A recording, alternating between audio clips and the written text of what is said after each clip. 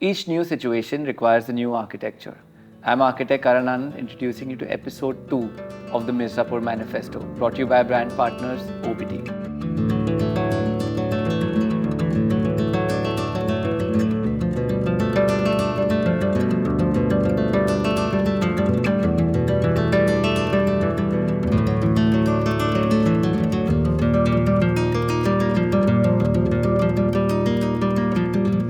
Can't wait to introduce you to Dhaval Shellugar of the FAD Studio, and I'm really excited to have you here. Thank you. Thank you so much, Karan, for having me over here. So I'm Dhaval Shellugar, co-founder of FAD Studio. We are a practice based in Bangalore. It's co-founded between me and my partner Farah Ahmed Matthias, and the practice is in the 14th year of its running.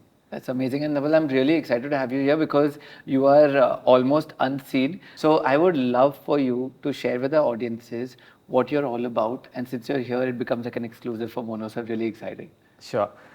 So Karan, so I've done my schooling in Bombay. I've also done my college there, and most part of my life I grew up in Bombay, right? And the way the journey went for me was like, when I was a kid, most of the time I was fully consumed by sports. Like sports was my way of putting that surplus energy into, right? And I was not much into like too much on the creative side, and in terms of the drawings and like how much craft I did, it was very limited. I did my elementary drawing and elementary thing in my 9th grade, and that was the only thing I did. Was it that technical drawing? No. The technical drawings, what you do in the 9th grade. Then you get to the intermediate. I only did the elementary drawings in the 9th grade. So I did that in the 9th grade, and that was the only thing about the creative part, how much I explored. And actually, I come from a Gujarati business family, and my father had an automobile business. We had the largest, spare parts and accessories store in Opera House in Bombay. And it was started by my grandfather in 1960s. And actually, we had a very good time from 1960s to 1990s. And then the economic reforms happened in 1991. And a lot of things in the automobile business changed. A lot of brands from outside started coming to India, like Hyundai and Honda. Yeah, the dynamic changed completely. Changed completely, and that also had a big impact on how we were conducting the business. And so that's what my early life was, right? Seeing my dad's business in automobiles and all. And the only introduction to design was also going through that magazines of his when I used to go to his shop. So I would refer to this, like car magazines, the imported car magazines, and beautifully like sports cars and all. That was also one of the indirect way of the design introduction which happened to me, right? And so post my school and my junior college, so while growing up, I also had my childhood friend. His dad was an interior designer. Okay. And he happened to be my neighbor also.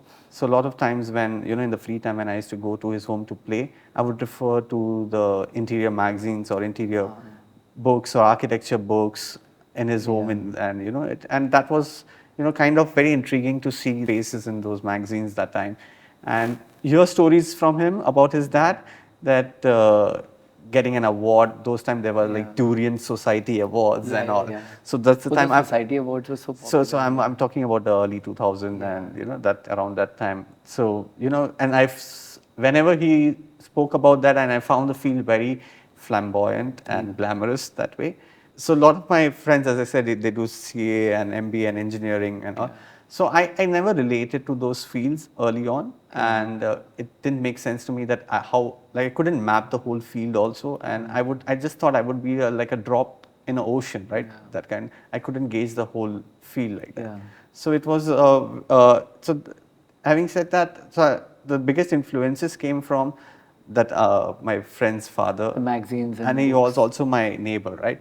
I think that's the biggest influence which came, and how I got introduced. So I didn't go chasing for the design. I think design found me, and that's how it happened for that. And post that, he enrolled first. My friend also became an interior designer. Just because his father was in the practice. Yeah, so he became the interior designer. He went to the college first, and that's how I came to know about the college, Rachna Sansad. And and I used to discuss a lot with him because he was already in the course and I was still doing my my PU college, like the 11th and the 12th grade. I was still doing that. And whenever I used to speak to him, I used to see that draft rollers with him, and I used to see his drawings, and I so really, because since he was ahead of me, I could see all those things. I was literally like, because we were very close friends, he used to share what the journey has been for him in the college till now, and a lot of things I was already started absorbing, right? Then I spoke to him and I said to him that, even I want to try this, and he said, why don't you try in the same college? Then I gave a test. I thought, let's give a test and see what happens. And luckily, so I aced the test.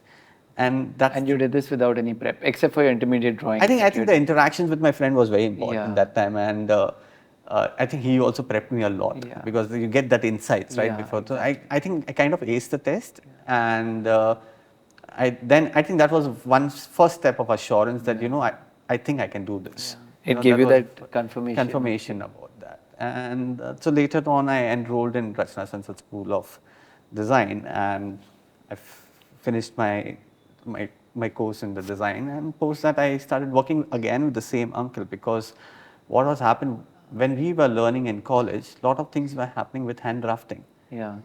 And there was an optional thing whether you can do it in AutoCAD or you choose hand drafting. Actually, you had the option even then. Then I'm talking about 2005, 2006. Okay. So it was optional. In the last year, it was an option, but I don't choose that because I didn't like doing anything on the CAD. I was so enjoying the whole thing of doing it by hand, like rotoring band, sketching, shading. The entire culture of the rotoring is gone in colleges. I don't think they know the rotoring. Like when I tell, like if I'm hiring someone and I talk about a rotoring, they think I'm talking about a stencil. Those. I'm like, no. This is a rotoring pen where if you put slightly more pressure, the nib breaks, and if you're, especially when you're using the gateway papers, and if the ink smudges a bit, and then the faculty would be like, you can't use a cutter to clean, and they would tear the sheet. So and we used to do not just the drawing, we also used to do views, like perspective views, what you see today on the 3D and 3D renders and 3ds Max. We used to do those views on paper with the axonometric perspective, 1-point perspective. So those are the days and I really used to enjoy hand drafting. So I didn't took up CAD, but what I understood by the time I passed out, it's a very important norm going ahead if you have to work in any studio. So I went back to my uncle, and I worked there for 3 months, because that was only to brush up more of the CAD skills and all. And post that, a very interesting thing happened, that my college professors, who were my design professors, their names are Mithil Furia and Karim Furniturewala, they were also heading a firm called Mika Designing in Bombay. They were located in Tardev in Bombay. And their firm, so post that I worked for them. After 3 months after my uncle. After your internship. After it was not an event, almost like it was an AutoCAD class for me. So I learned a lot, but in that 3 months, and then I applied to my design professors, who also have heading the firm, and I worked there for 2.5 years. In the span of 2.5 years, I worked there, and I was so lucky because as soon as I joined them, I was thrown into the mix. And I handled in those 2.5 years, I really handled like a lot of different typologies of projects, from residential to F&B to spa to the salon to the offices. And that was I think great learning, and I give a lot of my credit, whatever I am today, to my first office, to those people. Is reason by, I think I almost found my footing there in terms of understanding the practical experience, gaining the practical experience of the industry, and almost found the footing there. And it gave me so much of confidence, because minute you know the practical side of how to get the things done, and we were thrown into the mix. We were handling the clients, we were handling the contractors on our own, getting the sites done. It was very, like, they were always there for guiding us, but they also gave a lot of free hand. And I think the smaller practices, the fact that they give you that hands-on experience is so important. Correct. Because otherwise you end up just sitting behind a desk and drafting, so I think that makes it's always better to start in a smaller office, because to gain that experience. And actually, as you said, we were only 4 of us in that office. And so each one was divided with the projects, and we were handling it from whether you experience or not. experienced people may handle more projects, but I'm starting, so I will handle still 5 projects. And also the practice hires you knowing, and they tell you also, right, that listen, we're hiring you because you will be responsible for everything. Deal with it. It almost becomes that because, Correct. So I gained so much of experience there, and it was almost like 2.5 years I worked there in that office, and I had completed close to 40 projects there. Wow. And after that, 2.5 years. 2.5 years I closed because it was mostly interior projects. Those we used to churn it very fast. And it was a consultancy? It's a proper design consultancy. Okay. They also design professors in Rachna Sansad School of Design. So, in 2.5 years, I completed close to 40 projects, and that gave me so much of confidence. And then there was a time I thought it's time to move on to a bigger challenge, right? Because I was already handling the best what this firm was giving me, and I thought now it's time for me to just elevate that challenge. So when I was looking for that, in 2005, when I was still in my college in my last year, couple of my friends, we all went to this new F&B space in town called Shiro. Okay. It was opened in Bombay Dyeing Mills in Worli, and I went there. It was just supposed to be a dinner, and we go there, and I see this space, and a lot of spaces have this, as a deep impact on you, as a response on you, and Shiro was that for me, right? I went into this space. I've never seen something like this in an F&B space, because the meal has a certain kind of a structure. So huge ceilings. I enter here. There is an 80-feet ceiling, and 80-feet ceiling cladded in bamboo, offsetted with the limestone cladded floors, walls, huge 18-20 feet quotation sculptures, raisin teardrops, and the whole material palette, the colors. Really, I was really mesmerized. I was really intrigued by that space. It opened and had a very lasting impact on me, right? So later I found out who had done this space, and it was done by Sandeep Kosla. So he's my mentor. So two people, few people I really give credit to my journey in this design. So that's how I came to know which firm designed it. And so when I was looking post my stint at Mika Design, what are the offices are there to work at. So I decided 2 places I'll work at, either at Rajiv Saini's office, because he was doing wonderful residential work that time. I love his work. And other was Sandeep Kosla's. And so I gave interviews in both the studios, and I met Rajiv, and I got into Rajiv's office first. So there was an interview with Rajiv. We spoke about it. I showed the things what I've handled before, and he was really impressed. And he said, Dhaval, it's okay, you can start the work, right? And the funny thing is, I was still in Rajiv's studio. Rajiv's studio is in Bandra, nearby the Bandra station. So funny thing is, I was just after finishing the interview, I've approved it. The deal is done, okay, I'm joining you, right? And I'm walking past, I get a call from Kosla Associates, you're in. It was such a strange moment for me. And now it's nice that I've got into both of these reputed firms. Now it's a problem of choice for me. Where do we go? So I was just walking from his office towards Bandra station. I remember that, and I was confused, and I was not able to make my mind where exactly I should take this forward. So I called up Rajiv again. I said, Rajiv, I know I just came and interviewed with you, and it was very nice of you to just confirm to me about my joining and all. And I also asked, he's like, but there is also one other firm I had applied for, and it is Kosla Associates. And he was definitely aware about the firm. And he's like, Dhaval, what you would like to do? Rajiv, I've already handled a lot. I was having a very honest conversation with Rajiv. And I said, Rajiv, I've handled a lot of residences before. Something which I feel I'm lacking in terms of exposure is the hospitality spaces or F&B spaces. So, I would love to work on that, and also on a bigger scale. So, something he said was very, really, assured me further. He's like, Dhaval, if it was any other office, I would have told you stay back here. But if it's Kosla Associates, I think you should take that leap of faith. And that something coming from Rajiv, because I really respected Rajiv's work, and coming from him, it actually assured my decision. It was so naive decision of joining Kosla Associates, because his name was Sandeep Kosla. I always thought it must be in Delhi. Then later when I find out it's in actually Bangalore. For me, it didn't matter where it was, because I was sure where I want to work. It doesn't matter where it was, because usually Sandeep Kosla, it will never sound like it was practice in Bangalore. By the way, when I called him and we were talking, right? So the first thing he told me is, listen, like in this tone, okay, like you know, right, that I'm not Delhi based. And I was like, yeah, I mean, I checked and I called you. And I was wondering why he's saying this, and now I know why, because he probably gets it a lot. That kind of same experience happened with me also, that, you know, it must be in Delhi. And later when I find out it's in Bangalore, for me it didn't matter Bangalore or Delhi, I would have gone any which case. And then I took the leap of faith and I came to Bangalore now. And this is the second part of my life, I feel it started here.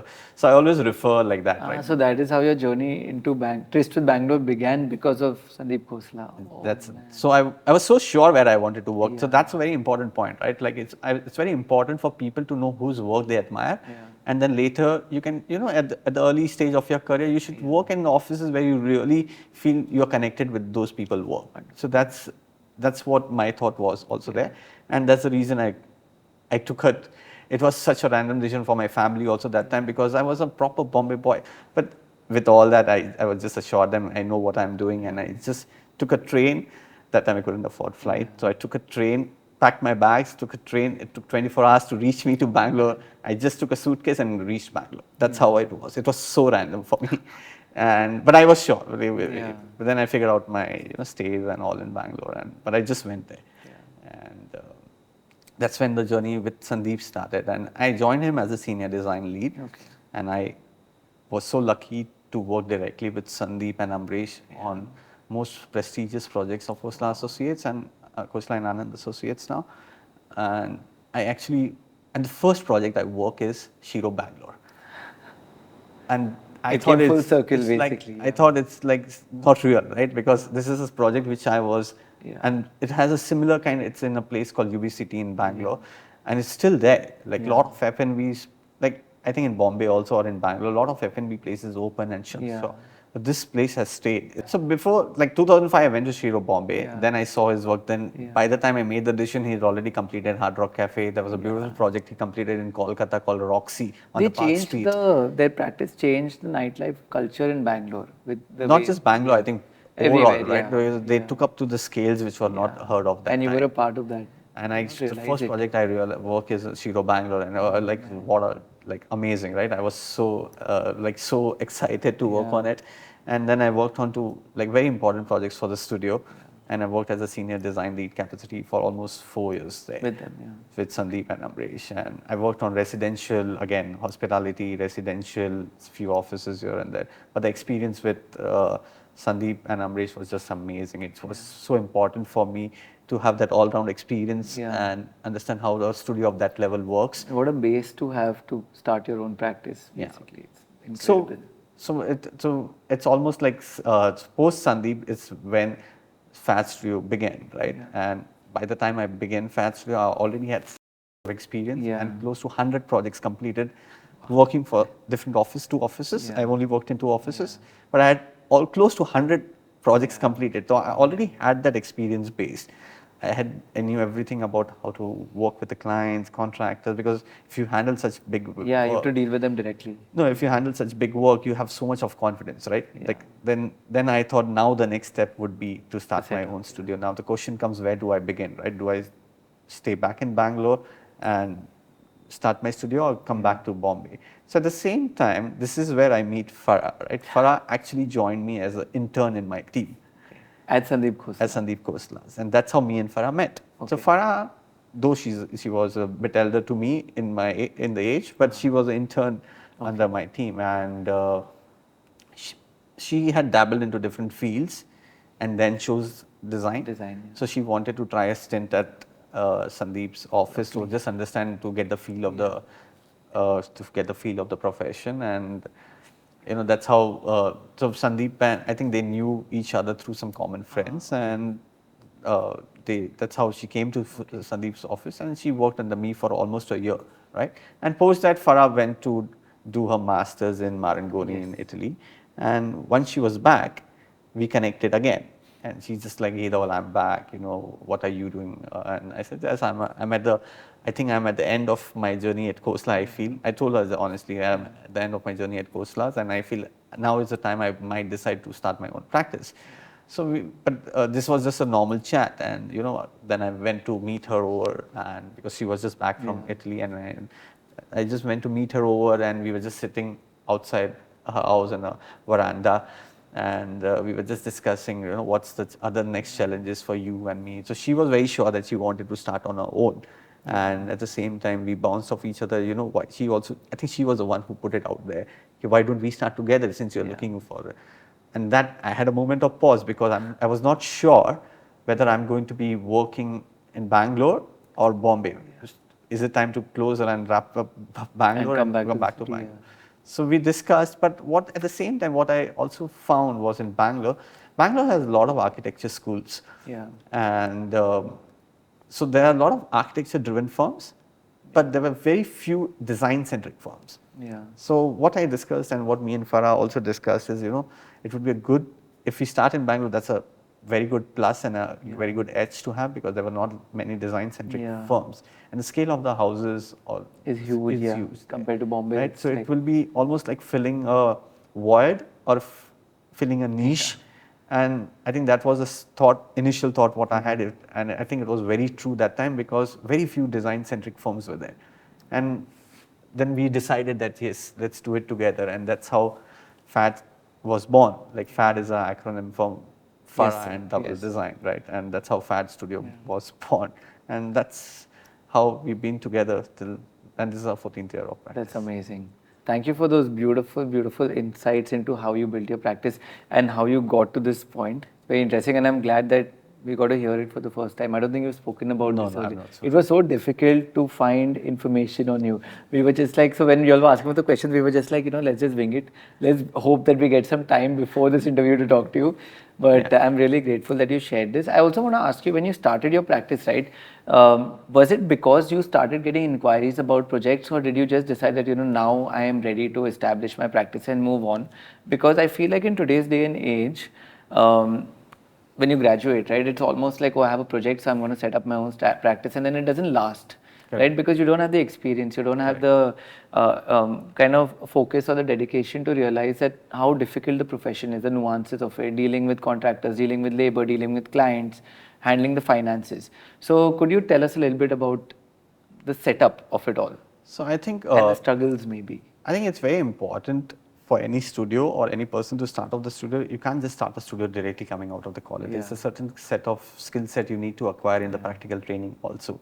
For me, I had already done 7 years and already handled so many projects. I think I had really peaked out working for somebody, so I thought definitely now I need to channelize that energy into my own studio. And similarly for Farah, she was very clear that, let's, she had just come back from Italy, and it was very clear for her that we should be starting the practice now. So I think when we started the practice, I think before anybody decides to start a practice, whether it's a solo run or it's a partnership. For me, it was a partnership. I was very clear, if I had certain strengths, I also had weaknesses. So I was very clear about my strengths and my weakness. And I think I would advise, if anybody is looking for any partnership, right, it's very important to understand what is the opposite partner bringing in. In terms of, it should not be like science, right? Like charges repel each other. And so me and Farah had different strengths, and I think we offsetted those strengths and weaknesses very well, and that was the basis and the reason why. Also was one more reason, apart from that void which we wanted to fill in Bangalore space. It's also about doing in a partnership firm. It was important that we complement each other's strengths and weaknesses. And I think you both were extremely driven as well, and you supported and built each other. I think that's very, very important in partnership firms, because from a lot of conversations I've had and a lot of people I've met, a lot of practices get dissolved because of dispute in partnerships. It's always like, why are you doing this? Why are you doing this? That trust and all of that is not there. So, but thank you for those beautiful insights. So, we're going to play the 5 things challenge. I'm going to give you a sentence, right? And then you have to give me 5 words in regards to that. You have a timer for 10 seconds. And if you get it right, then no shot for you. If you get it wrong, then you have to have a shot. And I'm going to ask you 6. So if you get... And what's in the shot? It's a coffee shot. No alcohol. Lovely. Yeah, no alcohol. So let's start, okay? 5 materials used in luxury living rooms. Sofa, side tables, center tables, rug, chandelier. No. Okay. 5 must-have furniture pieces in a boutique hotel lobby. Pedestal, reception desk, sofas, chandeliers. There are no 5? Huh? 4 way, na? Oh, 4 way. 4 way. 4 way, na? Time's up, time's up. Yeah. Time's up. I got the lost account, yeah. You have to have a shot. Oh. It's an easy one, see, it's not difficult. 5 types of art movements used to design spaces. Renaissance, Neoclassical, Art Nouveau, Modernism, Futurism. Lovely. 5 things to make a bedroom look soothing. A rug, a bed, a warm lights, and I think dark colors. Nice. I think these questions are made so you lose. No, it's good. You make sure I will. Thank you for those lovely answers. It's recording? Yeah, it's recording. Thank you. This whole game is a giant blooper. That was a lovely game. Thank you for those wonderful answers. And let's get back to this very serious and intense conversation now. You took 7 years, right, to set up your practice. You worked for 7 years under various practices, developing and kind of honing your skill set before you deep dived into setting up your own practice. There are a lot of practices who establish almost immediately, like right out of college. And very often these practices don't survive, and sometimes they do. So could you tell me the nuances and what you feel about, say, immediately setting up a practice and why you took X amount of years to develop your practice? So I think, Karan, there are 2 ways about it, right? If you are setting up a practice immediately out of the college, it depends on, it's almost like learning on the job. Yeah. There will be a lot of learning initially, but the most important, where will the work come from? The first people who will give you the work is your friends or family. Those are the first people to give you the work. And whether you're able to do that work immediately out of setting out from the college, it's a different thing, right? So it's very important to understand, what kind of path you want to take. So for me, the path was very clear. I wanted to hone myself in these skills first, understand the practical side of it, and then start the studio. So when I started when we started FAD, when me and Farah started FAD, a lot of things were very clear in my picture because I was already working in the studios, in different studios, and I've learned and picked up so many different kind of aspects from the different studios I worked at, right? So that was never a challenge. The whole challenge and the reason I partnered with Farah because I wanted somebody local. I was not from Bangalore, she was a Bangalorean, and that could always help for the practice, right? Because she would where will the projects come from, right? So first project as a studio where we started was actually a walk-in closet. Not many would know that. Actually, that's the first project we started. And that was again her aunt's house, what we did, that walk-in closet. But in that walk-in closet, we applied so much and there was so much detailing on because that was the only thing we were doing.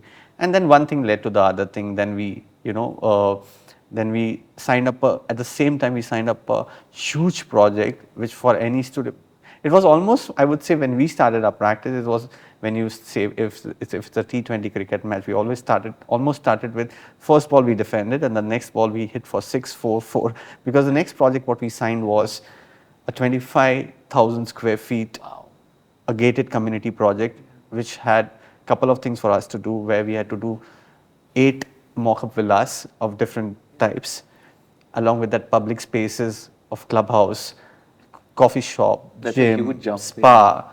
So that was the second project what we signed on. And apart from that, we signed on a restaurant and a small residential project. And that's where our journey began. So I think it's different for different people. So for us, getting into the project and jumping into the project was not a difficult part because I already had that experience. But the most important part is still, not many practices teach you or not many colleges teach you how to structure your fees. Yeah. And that I think the most important lesson that we have learned is on the job. Even though I've experienced that much, but that side of the business I was never exposed to. Yeah, the fee structure and all, and how to charge, and also, and those are also learnings. We have figured out our fee structure over time when we have, through our experiences. A lot of times. So though we gain a lot of practical experience in the studios, certain part of the businesses you're not exposed to, how you charge a fee, how you come to a fee structure, right? And that is actually what me and Farah have learned is over the journey of our studio. And it is always evolving. And there are a couple of clients who have really taught us very good lessons. And that's how we're able to, now I feel we are in a right zone somewhere. But earlier, we had a client and he gave us a project which was supposed to be a quick turnaround, and it was an office project. And what he said, I'm looking for a project to get completed in 90 days. And we were excited by a thought, and that's the time a commercial project should take, I feel, right? And though it was around 10,000 square feet, but that project went on from 3 months or 90-day timeline to 1 year, 3 months. So we were like, okay, we are expecting the consultancy fee for the first 3 months, and like we're going to wrap this project, and it was sounding a big money. Now suddenly that money is stretched over 15 months. And when we discussed that with the client, you know what, it's a good learning for you all. You should charge properly, and but we didn't anticipate for the project that, because the decisions were not coming, and it was coming in a very fragmented way. And that was the biggest learning for us, to understand that we have to cap it with the time. And if there is a project which is extending the given timeline, how to charge post that, right? And that's how it's got evolved. Like earlier, we also used to, like our old studios, right? We used to charge like a percentage of the project. So we also started with the percentage, and one of the client was also under Forbes under 30 under 30 or 40 under 40. And he taught us also one very important thing, what he said, right? So since this was a percentage based, and percentage would come based on the project cost, and we were always busy in accounting side also, because you always have to tap the how much money is gone into the project. So what he said was very important. Like suppose if we go into art gallery and say we buy an art of, say you are suggesting an art of 5 lakhs, but I go into the gallery and I like the art which is worth 1 crore. Now, what would you charge your percentage based on? Would you be charging your based on 5%, or would you be on the 5 lakh or on the 5 lakh, or would you be charging it on the on 1 CR, right? And that was a very important point, because he was feeling restrained from doing that buy, so that our fees will go up. And I thought we also didn't feel correct about it, because how do we cap this, right? Because it's not right, because okay, we are anticipated 5 and the art is gone so up. So how do we anticipate? Then we came to a structure which is like a fixed fee structure with a timeline, and that's how we evolved. So a lot of things in the journey we have learned, and we have evolved in our journey. I think that's amazing, because I have a design and build practice. So I don't do only consultancy, and I've been doing that for 12 years, and I have very similar experiences, especially when it comes to the percentage. So, like they always end up saying that, you're charging, the contractors are intentionally charging more money. So now I just do a square foot basis. So it's a fixed fee. So I'm like, you spend a fixed crore. Fee is derived based on the square foot always, because that's how do we come to a fixed And then you fee have like the overheads. So it's always derived from the square foot basis. That's lovely. Also, you have a partnership firm. Okay, so this is like a very controversial topic as well, because a lot of studios do not last. They do not last because there are always like difficulties amongst partners and all of that, right? And you guys have sustained beautifully, and you're like growing, and your practice is probably one of the finest practices in the country, right?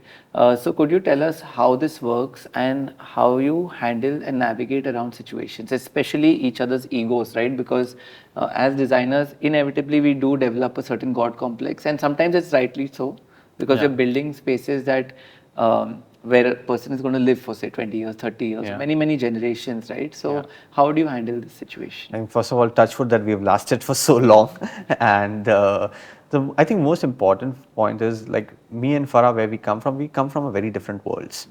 And we are almost like a yin and yang, chalk and cheese, in terms of our, like how we are as personalities, right? And we also know what we both bring on the table. It's very important for me I know what Farah brings on the table, and which is so important for the firm. And she knows that the experience and the things what I bring on the table, right? So that kind of insecurity is never there. That's the reason I take back to you that answer which I gave about how, if somebody is looking for in a partnership firm, what you are looking at. Exactly. There always has to be some interdependency. If there is an interdependency, all the synergy do come along, right? And the other point which is very important to know is, like in terms of design, mine and Farah's taste is very similar. Like 90% of the time, or like even 80-90% of the time, we are very much like aligned to what we are thinking. It's very similar taste. It's like Farah mentioned in one of the interviews she had done, and it's very accurate, right? Okay, we'll be going to the design exhibitions on different days, and we'll pick up the same things. like, you saw this. Yeah, It I know kind what of you, matches, I know what you're talking about, the chair, right? It just happened in design democracy. Yeah. I told her there's one chair I saw in West Elm, and I was very impressed with it was looking very like a classic modern piece with the steel and leather. And Oh, I saw she that like, chair. Yeah. I know exactly which one and showed me the photo of that. It was so funny, right? Because out of the whole huge exhibition, you're talking about the same. So that's how we are very similar in that there are disagreements also. Like 10% there is disagreement, and a lot of time how we navigate our disagreements is also, it's not about me or her, it's about the project at the end of the day. And certain times we are not sure what the client will like. We also show two options to the client and understand what the client is picking and what is right for the project. And then if the client chooses something, then we go with the flow. It's not about, oh, he or she has not chosen a right one. It's never like that.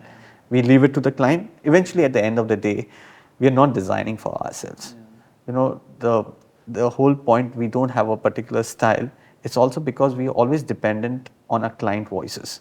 Like we're designing for somebody else, right? So it's very important, and we've been very blessed that we have very good clients who have had varied taste in architecture, different styles, tastes, and likings, and that has helped our studio to always be excited and encouraged in doing most of the work. Thank you for those wonderful answers. Before we continue, I'd like to play a rapid fire. Sure.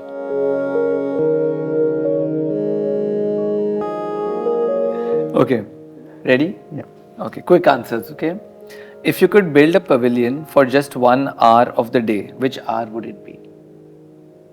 Morning. Lovely. What's more powerful in your work, rhythm or pause? Rhythm. A building you've seen that feels like it's breathing. I think Bilbao Museum from Franco Gehry. You've seen it? Yeah. Wow, I'm jealous. Would you rather leave behind a single masterpiece or a collection of quiet, unnoticed works? Quiet, unnoticed work. That too for my kids. If you could freeze one shadow forever in a building, where would you place it? I think courtyard. A courtyard, yeah. Would you rather design a home for forgetting or a home for remembering? For remembering, of course. Lovely. Thank you for those lovely answers. Before we call it a wrap, I'd like to address a question in regards to your actual build practice. I want to address your way of using materiality, conceptuality, especially in a project like, say, the Courtyard House. I think since you touched upon that house, actually that project has been such a pivoting project for our studio, because this is a project we signed in very early stage of our studio. It was in 2014 or 15. And we got this client who was almost like a Santa Claus, because the reason I say this, because this house is in a gated community, and there you had an option to choose the type of architecture a client would like to build. There were 3 types of architecture to be selected from. One was a earth architecture where the lawn went up to the roof. Other was a contemporary house, and third was a courtyard house. And the client left it on us. Okay, guys, okay, what should I build? Because this house actually is a second home for him, and it's more like a holiday home, which is... I need these options in my life. It sounds so good. Like, it reminds me of my dissertation in architecture. It's so like... So he just left it on us to select the style of the house. And of course, of all the learnings of Bava and Charles Correa, the house we pick is obviously the courtyard house, right? And that's how we selected the house, and then we built the house around it. The only thing that when the architecture came to us of this house, there were a lot of colonnades around the courtyard, and adjoining the courtyard there was a big veranda space and a lot of open spaces around it. So what we thought is, that's how we approach our work, right? There will be one very main element. So we thought of making this columns which was surrounding the courtyard as the main sculptural element. So each column has been painted in a different motif and brought so much of color in the courtyard, and that became the center point of our design. There's always one starting point for us when we are doing projects, right? So in this project, it was the columns which we thought of doing it, also taking influence from Chettinad houses, because if you've seen Chettinad houses, they're very colorful and a lot of intricate details, and also we thought of the columns to be that, and rest everything was muted in cement finishes. We got the the PCC flooring, what we do, the plain cement concrete floorings, had a simple humble material in the roofing, which was the banana fiber, and got a long dining table in a raw bark of wood. So rest of the spaces were kept muted, and the hero of the element, even if you see the pictures, it would be the whole center courtyard and the columns which are surrounding that. Thank you for that lovely and very romanticized description. It makes me want to like start designing again. But thank you for the lovely conversation. Thank you. And before we call it a wrap, I'd like for you to address our audiences and just give them a one line of advice or anything you'd like to share with them. I think there's a famous line from a famous poet: let yourself be silently drawn by the strange pull of what you love. It will never lead you astray. I think what it means is, in simple words, love what you do what you love. I think that would be my biggest message for the people, and for the younger audience of who are watching this, maybe the students or the interns, or people who are junior designers, architects. I think what I would like to say is there are two ways to grow in our profession. Step one is to acquire the skill sets and start your own studio, which is obvious. Step two, now the firms are changing, right? Like the firms are growing now, and you can also start owning the ownership in the firm you're working. That's the biggest avenue which has opened up. And earlier, back then when we were working and all, people used to be very guarded and cagey about this. But now there's so much work for everyone, and firms, if they have to grow, they also know that they are ready to share the owner. That's me and Farah also discuss a lot about this, right? How will the firm grow, right? And only way to grow is when you give certain part of ownership to the person. So I think that's very important to understand. There is a second avenue in a lot of this mid-age firms which are like around 14, 15 years of practice, where they started opening those avenues. So it's not necessary that it's only about starting your own. I think that's the biggest thing I would like to say to a lot of these young audience that are always looking, I'll work for 2 years, 3 years and start my own practice. But no, there is different way of avenues also. Thank you so much. And post all of the goosebumps of this conversation, I'd like to sign off. Thank you so much for watching episode 2 of the Mirzapur Manifesto, brought to you by brand partners Obeetee.